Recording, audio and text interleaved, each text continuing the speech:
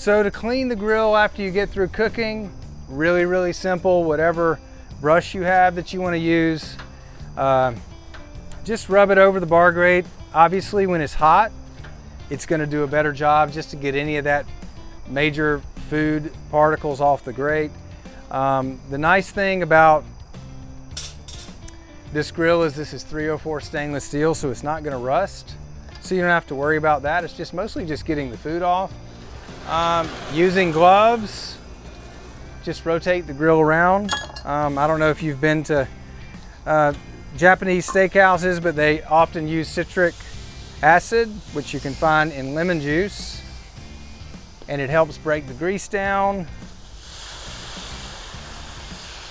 Just pour some water in here and have, I don't know if you can see me through the smoke, this is kind of cool, but have any sort of tool like this, any sort of spatula tool, and all you have to do is just push everything over until you get it in this hole right in the corner of the griddle.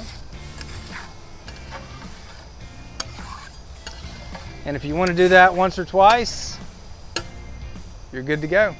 That's how easy it is to clean the grill.